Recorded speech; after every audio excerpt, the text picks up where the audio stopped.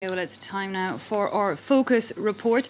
Today it looks at how autism is treated here in France. The country was condemned more than once by the Council of Europe for discriminating against people with the disorder.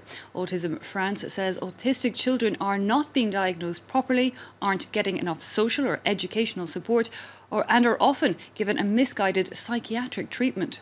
Currently, only a fifth of children with autism in France go to school. In Italy, for example, almost all children with this disorder do.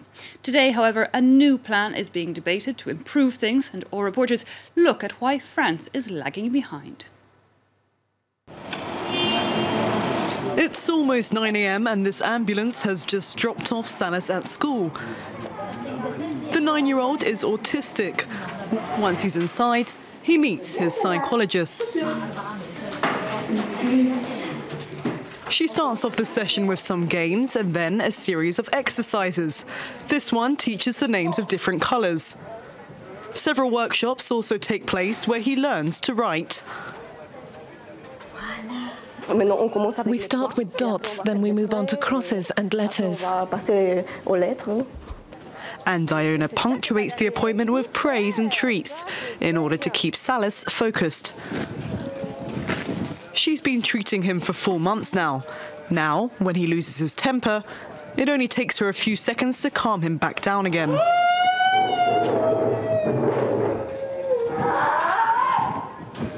That's due to some techniques she's learnt from applied behavioural analysis therapy, or ABA. When their behaviour is inappropriate, we manage to get them to change it by using ABA. That's what we're doing. We're always working on behaviour. Her goal is to make Salas more independent and work on his social integration. Salas, give me a kiss. It's a relatively banal scene, but just a few years ago, Salas would avoid eye contact and was withdrawn. Only about 20% of autistic children in France attend school, compared to almost 100% in Italy. To help boost the figures, the association Vaincre l'autisme, or Overcoming Autism, opened a school here 13 years ago. Mohamed Sajidi founded the group. His son has autism. He claims that the government's not doing enough to help sufferers. We discovered all sorts of discrimination, state-based, institutional, legally based, meaning that autistic children and adults in France don't have rights. He feels that France lacks sufficient treatment centres and that those available are not properly adapted for autistic people. Later that day, we meet Salas again. He's enjoying some downtime with his 12-year-old brother Gilles and 7-year-old sister Maïsa. His parents watch over. They explain to Salas's siblings every day why their brother needs the extra attention. We tried to explain that it wasn't his fault, just that he has greater needs. Once my eldest asked me, "Do you love him more than me?" Salas was diagnosed relatively early, when he was only 18 months old. When diagnosis is early, there should be more solutions. But no.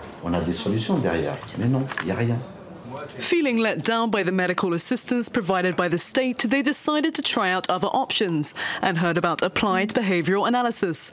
And since these treatment centres are all located around Paris, the family decided to move there too.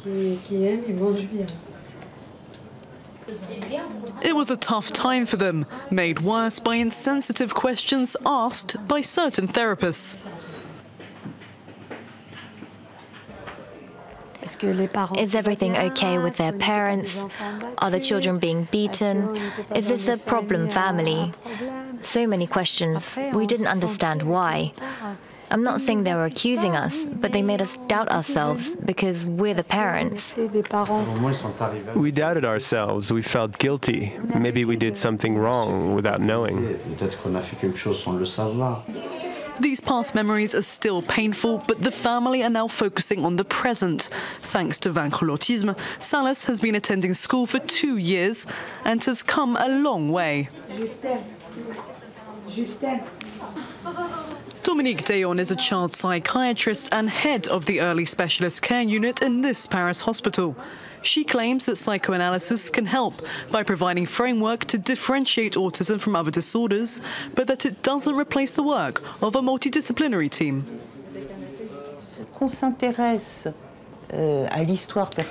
Yes, we are interested in the personal history of parents of a child who's showing signs of autism.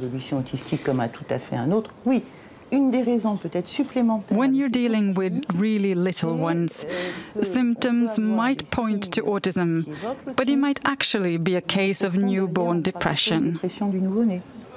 In its latest report on autism, France's health board ruled that psychoanalysis was not suited to autistic patients. They're hoping that clinical trials could find out just how effective behavioural therapy, such as ABA, really is. Just east of Paris, scientists and psychiatrists have been working together, using some of the most cutting-edge medical technology, like eye tracking.